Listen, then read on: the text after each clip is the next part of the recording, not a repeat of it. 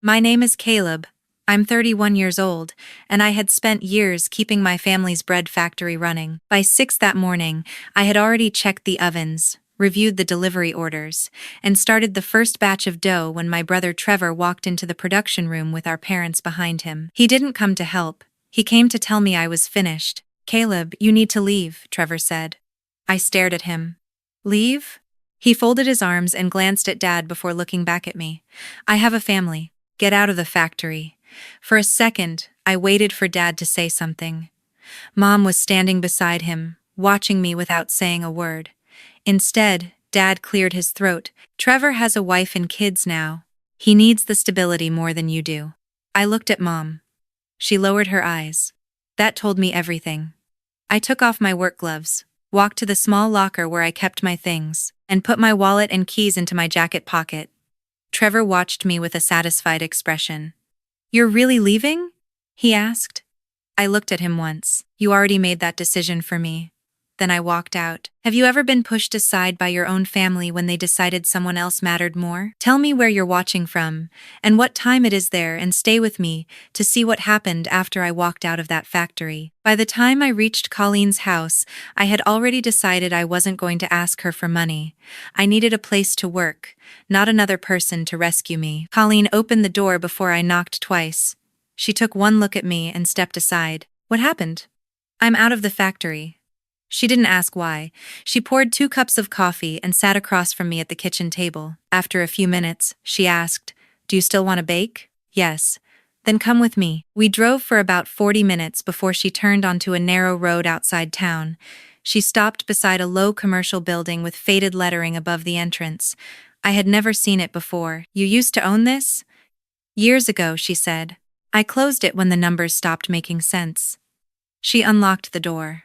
The place had been shut down for years, but it still had the bones of a bakery. I went straight to the oven. The exterior was dusty, but the door still closed properly.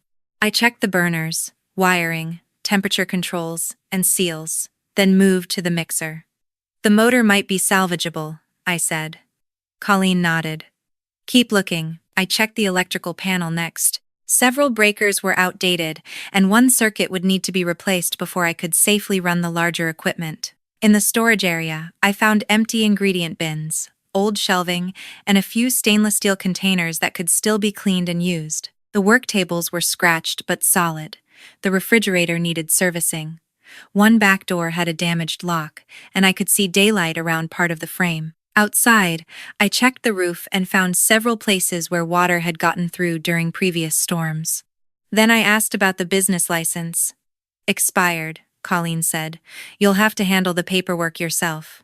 I looked around again. "How long can I use it?" "As long as you're serious." "That's it?" "That's it." She didn't offer me a check or promise to pay my bills. She gave me access to a building she no longer needed and enough time to prove I could make something from it. That afternoon, I made a list of everything the bakery needed. The numbers were ugly. Electrical work, equipment repairs, ingredients, packaging, permits, insurance, and basic supplies would take most of what I had saved. I went home, checked my account, and transferred the amount I could afford into a separate business account. I left enough for rent and groceries, then spent the evening building a simple production plan.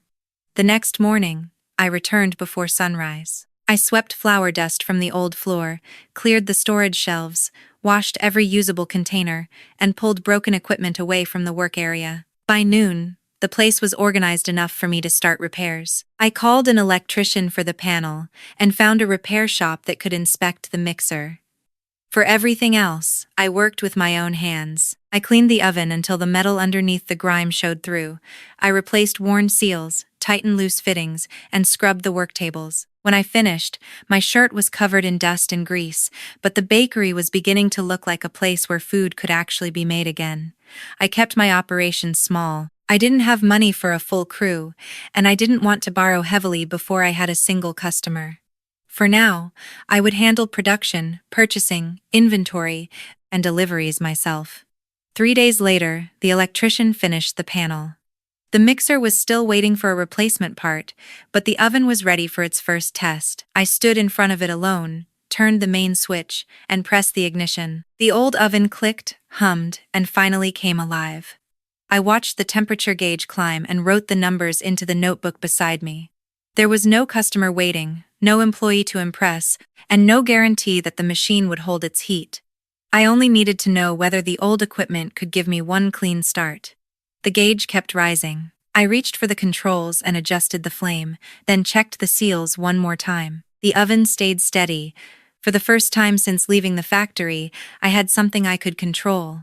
I opened my notebook and wrote down the repair costs beside the projected ingredient expenses. The figures were tight, but they were real. I could see exactly what I had, exactly what I needed, and exactly how long my savings could carry me if I kept the operation lean. I called the county office that afternoon to ask about the expired license and wrote down every requirement they gave me. Then I contacted a local supplier about flour and yeast, comparing prices before placing the smallest order that made sense. By evening, the mixer part had been ordered, the electrical work was scheduled, and the first ingredient delivery was confirmed. I locked the door, put the key in my pocket, and drove home. The next morning, I was back before sunrise, ready to test the oven. I had no staff yet, but I had a plan and a working oven. The first test began before sunrise. I measured the flour, weighed the yeast, checked the water temperature, and mixed everything according to the formula I had prepared the night before. I had no room for waste, so I kept a notebook beside the mixer and recorded every measurement. When the dough went into the oven, I stayed nearby and watched the temperature. It did not hold. The heat climbed too quickly, dropped, then surged again. By the time the loaves were finished, the crust was too dark while the centers were still dense. I cut one open, pressed the crumb with my thumb, and knew immediately that I could not sell it. I threw the entire batch away. The second attempt was better. I changed the hydration, shortened the proofing time, and adjusted the oven temperature in smaller increments. The loaves came out lighter, but the texture still changed from one end of the tray to the other. They looked acceptable from a distance, yet I would not put my name on them. So I stopped guessing. Over the next several days, I treated every batch like a test. I recorded how long the dough rested, how the temperature affected fermentation, and how different flour ratios changed the finished loaf. I tested storage methods because a good loaf meant nothing if it became stale before a customer could sell it. I also experimented with paper bags, plastic sleeves, and simple labels that could keep the bread protected without making the packaging expensive. By the end of the week, I had a formula I could repeat. That was when I approached my first local customer. The owner of a small grocery store near the highway agreed to try my bread, but she was careful. She did not want a large order from a new supplier. "Give me 20 loaves," she said. "If they sell, we'll talk." I delivered them myself before opening time. She checked the packaging, asked about the ingredients, and placed the bread near the register. I left without expecting anything more than a chance. That afternoon, she called. We sold almost all of them. My next delivery was 35 loaves. The following order was larger again.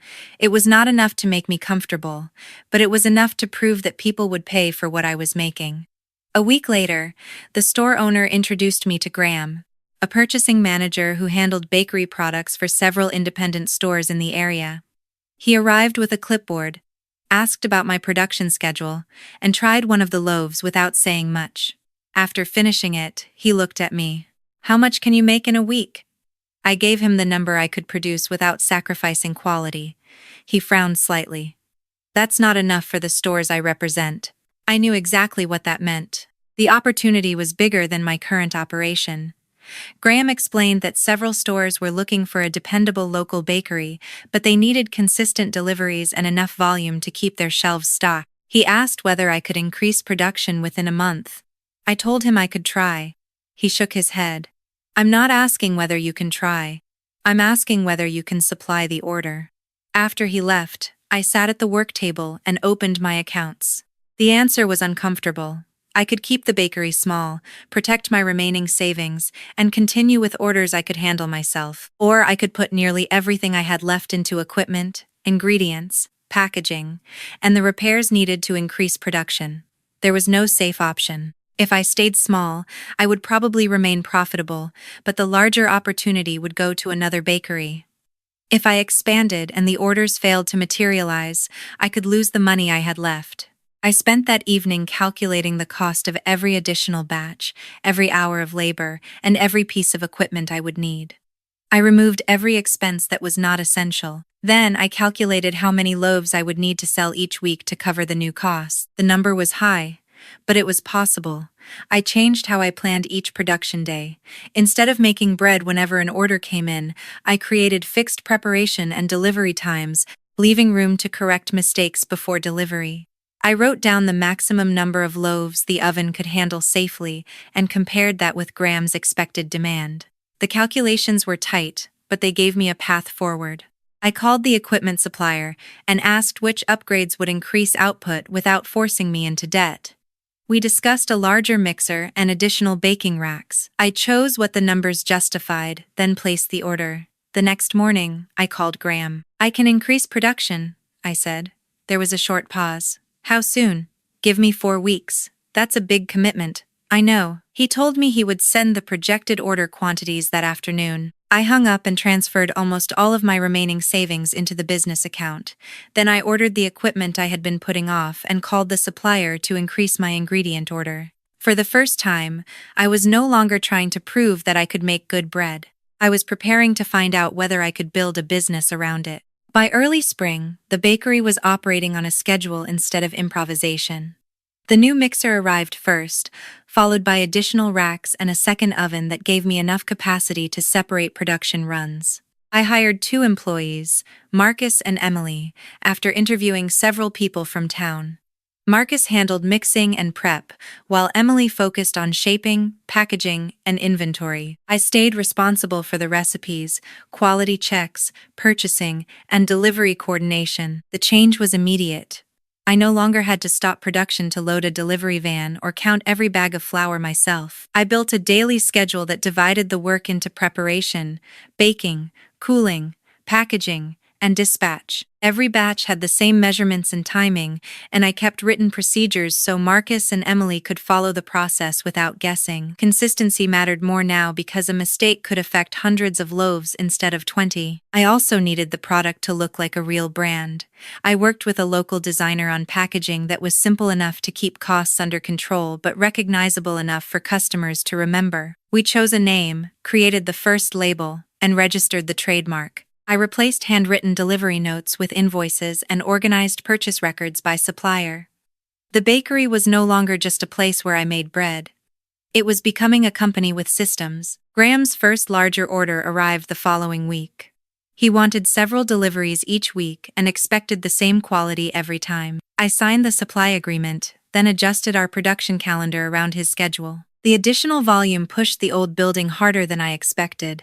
Finished products began taking up space that we needed for ingredients, and packaging materials were stacked wherever there was room. I rented a small warehouse about 10 minutes from the bakery. It was not impressive, but it gave us separate areas for dry goods, packaging, and finished orders.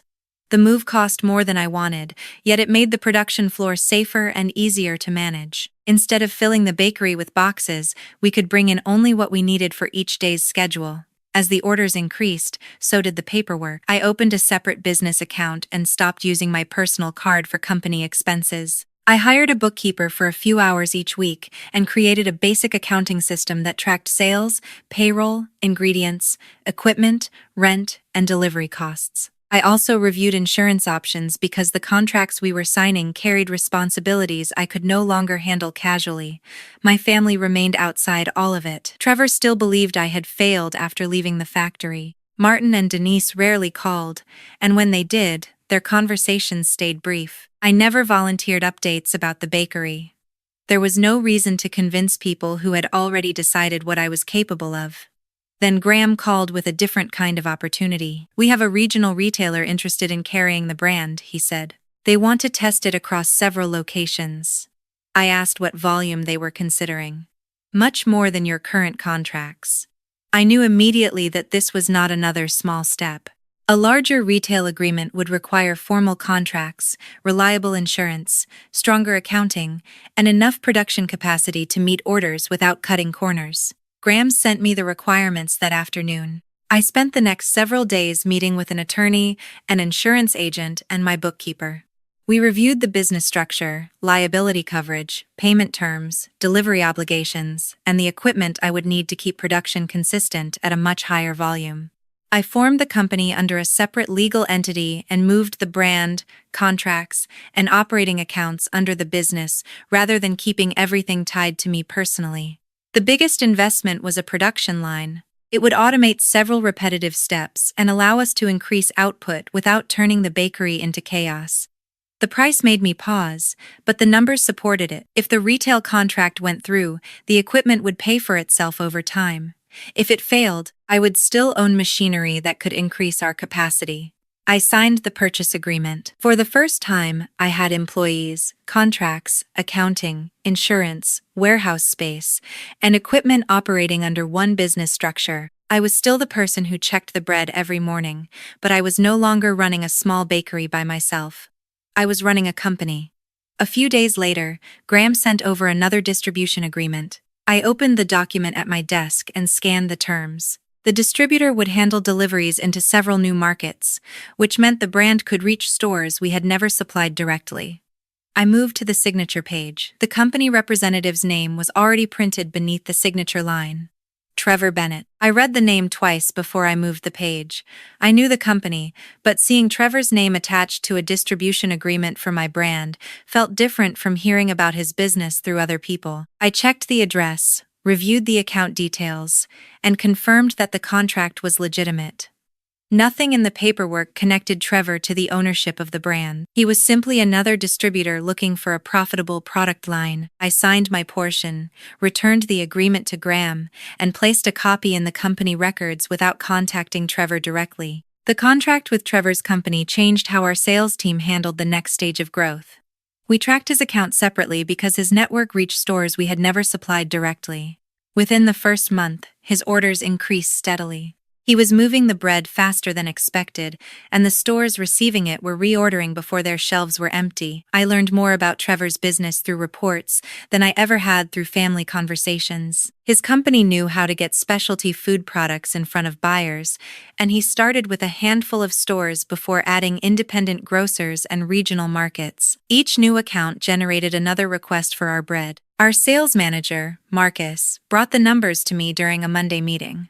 Trevor's volume is up again, he said. He wants another delivery window. I reviewed the figures. The margins were strong, the payment history was clean, and customer reorder rates were better than expected. There was no business reason to interfere with the relationship. Trevor was doing exactly what a good distributor should do. He was selling the product, finding new customers, and putting our brand in places where we had no direct reach. He simply had no idea whose company he was helping grow. A few weeks later, Trevor expanded into another group of stores. His sales team began promoting our bread in regional grocery accounts, and our production department adjusted its schedule to handle the additional orders. The warehouse team reserved a dedicated section for his shipments because the volume had become large enough to justify it. One afternoon, Emily walked into my office with a folder. Trevor's team wants to discuss a larger territory, she said. I reviewed the proposal. His company wanted distribution rights in several new markets, giving him access to thousands of additional customers while tying more of his business to our brand. I asked Marcus to run the numbers. The answer came back the next day. The arrangement was profitable, and Trevor's company had enough infrastructure to handle the volume. I approved the expansion. I still had not spoken to Trevor. Then my mother called. "Caleb, your brother is doing really well. I'm glad to hear it. You should see what he's built. His distribution company is growing fast." I looked at the sales report on my desk. "I've heard he's doing well." She told me about Trevor's new clients and how proud Dad was of him. She never mentioned my company. She never asked what I was doing. Then she added, "He says one of the bread brands he carries is becoming one of his biggest accounts. Stores really like it." "That's good for him," I said. After the call, I returned to the report. Trevor was proud of a business relationship that was helping him succeed, while my parents were celebrating the distributor without knowing who owned the product driving part of that growth. A few days later, Trevor requested another increase in inventory. Marcus brought the request to me. "He's becoming one of our biggest distribution partners," he said, "then treat him like one."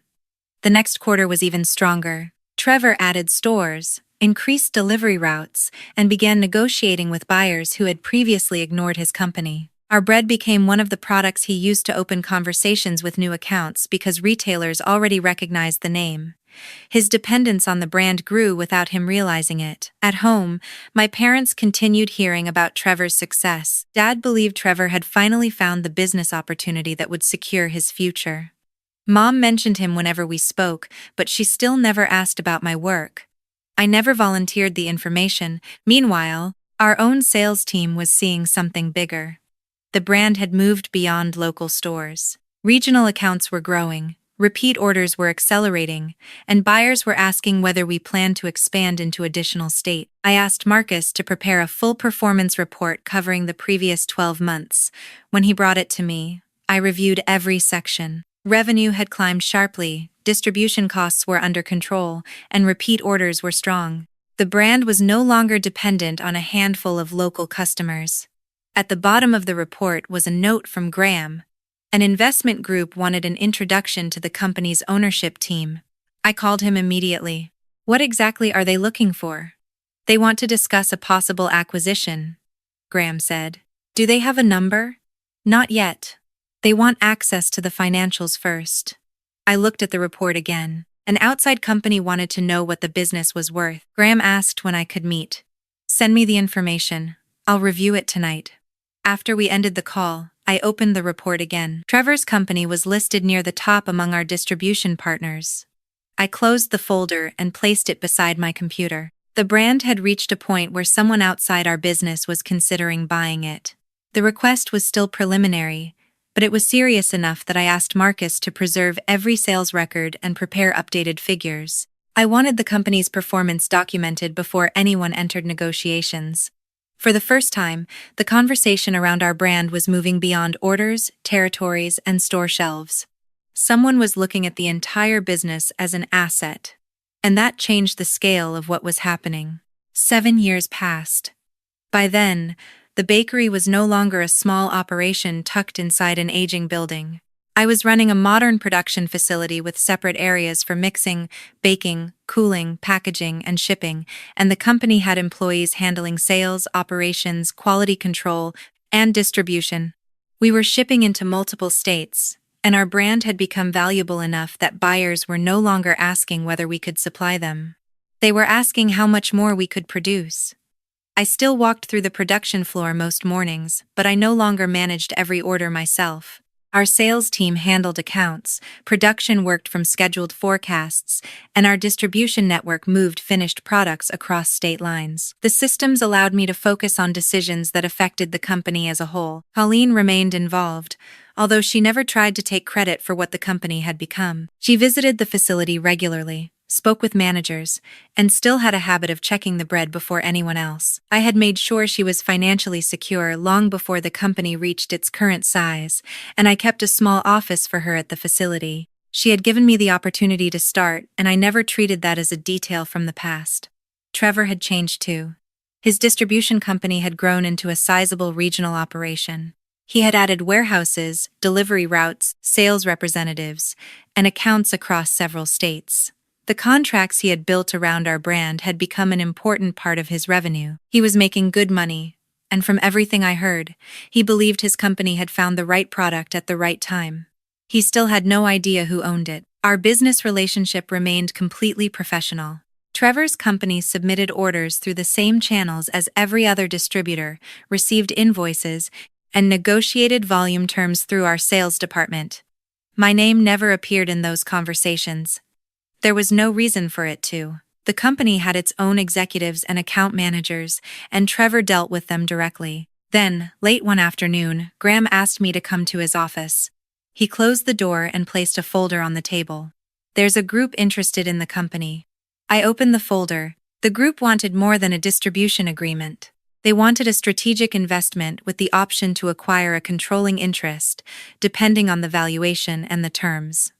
I asked who had approached him. They're an investment group working with a national food company, Graham said. They've been studying the brand for several months. I read the summary. They had reviewed our sales growth, distribution reach, customer retention, production capacity, and projected expansion. Their preliminary valuation put the company at $96 million. I stopped at that number. Graham watched my reaction. That's not the final offer, he said. They want a meeting with the ownership group first. They'll want to see the financials, discuss the expansion plan, and understand what the shareholders are willing to do. I asked him who would attend. You, me, your financial advisor, their acquisition team, and representatives from the major distribution partners. I nodded. Then I saw the list of distributors attached to the meeting notes. Trevor's company was on it. I read the name without reacting. Graham continued. They want the major partners in the room because the distribution network is part of what makes the brand attractive. Trevor's company has become one of the larger accounts, so they asked that he attend. That made sense from a business perspective. The buyers wanted to understand how the product moved through the market, and Trevor could speak about his side of the distribution network. He still did not know who owned the company. I asked Graham when the meeting would take place. 2 weeks. That gives us enough time. He nodded and began discussing the documents we needed to prepare.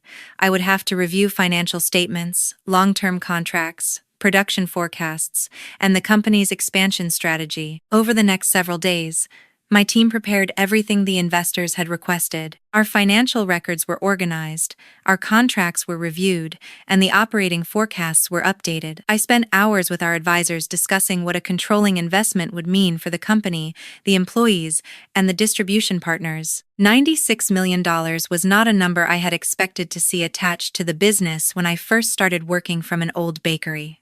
Now it sat inside a formal acquisition proposal on my desk. Trevor continued running his company without knowing any of it.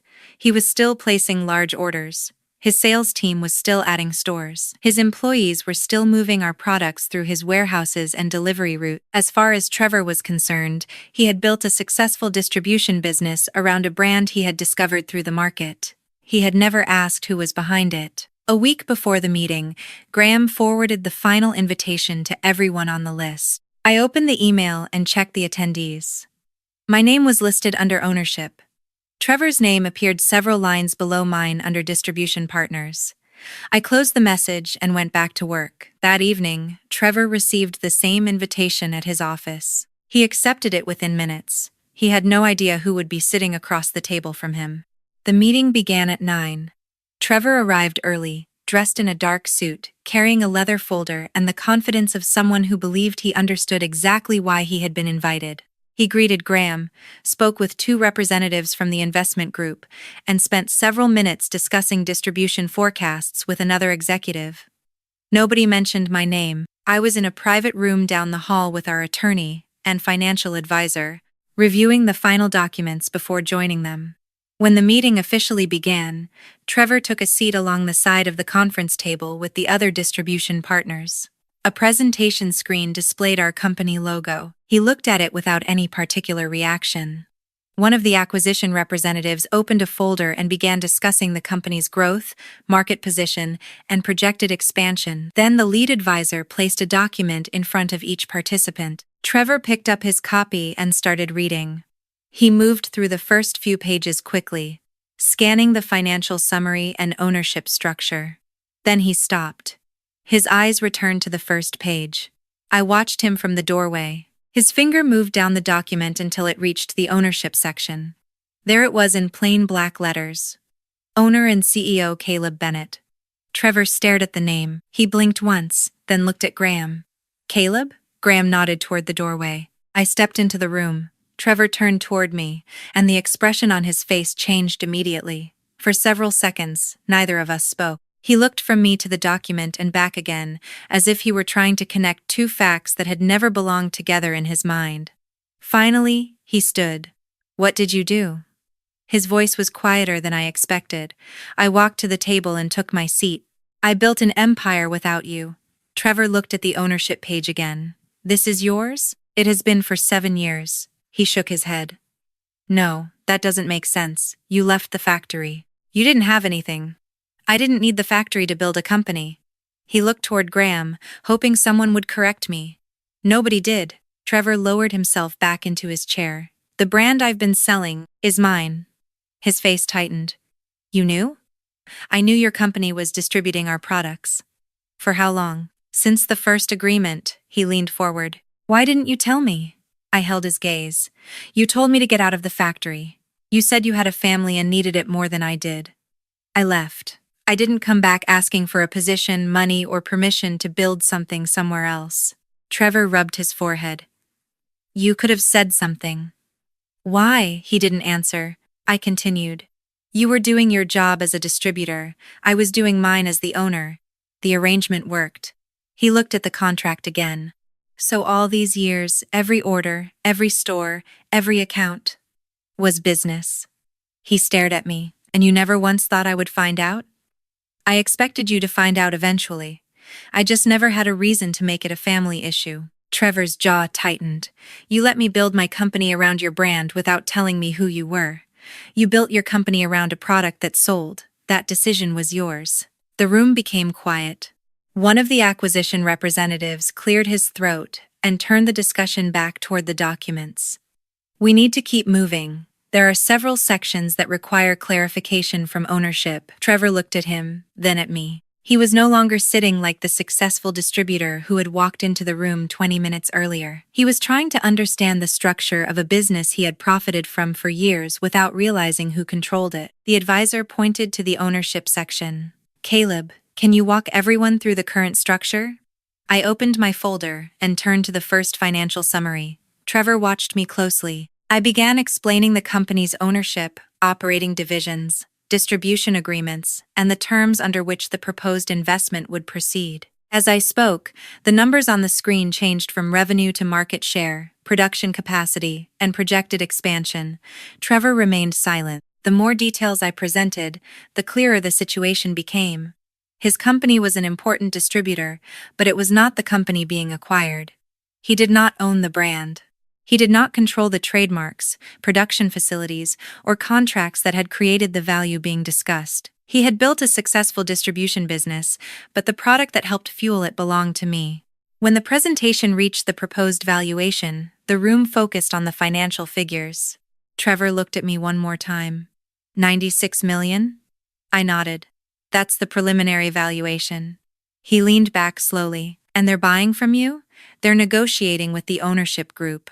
The advisor corrected him. Caleb is the controlling owner. Trevor said nothing after that. The acquisition team continued asking questions, and I answered each one without looking at him for approval or reaction. The meeting moved into the next section of the proposal. Trevor had no choice but to remain seated and listen while I presented the company he had spent 7 years selling. I explained how the distribution network would be evaluated under any new ownership arrangement and why existing partners would receive separate consideration from the acquisition itself. Trevor took notes, but his attention kept returning to the ownership page. The distinction was now impossible to miss. His company had helped distribute the product, while my company had created, owned, and protected the brand. When the advisor asked whether any major partner had questions about the proposed transaction, Trevor finally raised his hand. He hesitated before speaking, then asked a technical question about future distribution rights. I answered it directly. No argument followed. The meeting continued. Trevor lowered his eyes and listened as the presentation continued quietly beside me. By the time the acquisition process moved forward, the news had begun circulating beyond the people directly involved. Martin and Denise learned that I was the owner of the company they had watched grow from a distance. My mother called first. Caleb, we need to talk. Her voice sounded different from our earlier conversations. About what? About everything. She asked if I would meet them for dinner. I agreed, but I chose a quiet restaurant near my office and set a time that worked for me. When I arrived, they were already there. Martin stood when he saw me, and Denise gave me a long look before sitting back down. Neither mentioned the money at first. Denise reached across the table. We're still your family. I looked at her hand but did not take it. I know who my family is. Martin leaned forward. We made a decision years ago that we thought was right for Trevor. You made a decision about my life without asking me. He nodded slowly. We were wrong about what would happen. You were wrong about what I could do. The table went quiet. I did not raise my voice.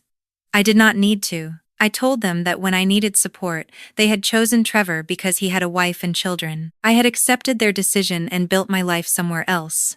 Their success with Trevor did not create a debt I owed them now, and my success did not erase what happened then. Denise wiped her eyes, but I kept the conversation focused. They wanted to know whether there was still a place for them in my life. I told them that rebuilding trust would take more than one dinner and that I was not going to pretend the past had never happened simply because the company was now worth more than any of us had imagined. We left without making promises. 2 days later, Trevor asked to meet me alone. He came to my office without his usual confidence. He sat across from me and placed a folder on the table. "I need to ask you something about the distribution agreement." "Go ahead." He explained that losing our brand would create a serious problem for his company. Several major accounts depended on the product, and his sales forecasts had been built around continued access. "Can you help me keep the contract?" I opened the folder and reviewed his numbers. "That depends on your performance." He looked surprised. I explained that family would have nothing to do with the decision. His company would need to meet the same payment terms, volume commitments, service standards, reporting requirements, and territory conditions that applied to any major distributor. If he met them, the contract could continue. If he did not, we would move the business to another partner. Trevor nodded. "So this is strictly business?" "Exactly." He accepted the terms. For the first time, there was no argument between us about who deserved what. There was only a contract and the standards required to keep it.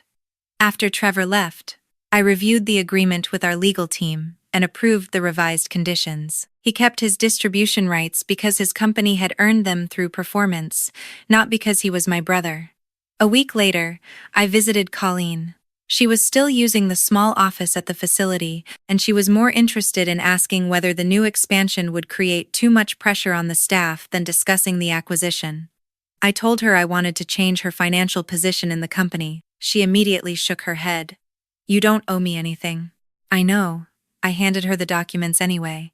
I had arranged a meaningful equity interest and a financial benefit tied to the company's future value. It was not charity, and it was not repayment for a favor. It was recognition of the person who had given me a place to start when I had nowhere else to build. Colleen read the document slowly. "You really thought this through. You gave me the first opportunity. I wanted you to share in what came from it." She accepted. There was no ceremony, no announcement, and no speech. We simply signed the papers and went back to work. The acquisition closed without changing the standards I had built the company around. I stayed involved in strategic decisions, our employees kept their positions, and Colleen remained connected to the business. The final agreement gave the company additional resources without turning it into something unrecognizable. Trevor's distribution agreement was reviewed under the new ownership structure, and he accepted the same commercial requirements without asking for special treatment. Martin and Denise never received shares simply because they were my parents. I kept ownership decisions separate from family expectations. That distinction mattered to me because I had spent years learning that business and family could not be managed by the same rules. The months that followed were busy. The acquisition moved through its final, and Martin and Denise kept their distance while we worked out what our relationship could realistically become. I did not cut them off in anger, but I did not return to the old arrangement either. They could be part of my life only if they respected the boundaries I had established. One Saturday morning, I drove back to the old bakery Colleen had given me years earlier. The building was no longer my main workplace, but I had kept the property. The old oven was still there. I opened the door, ran my hand across the controls, and remembered the first production test without needing to revisit every detail. I had started there with limited savings, a repaired oven, and no guarantee that anyone would buy what I made. 7 years earlier, I had walked out of my brother's factory with nothing. I never went back for the factory. I built something they could never take from me.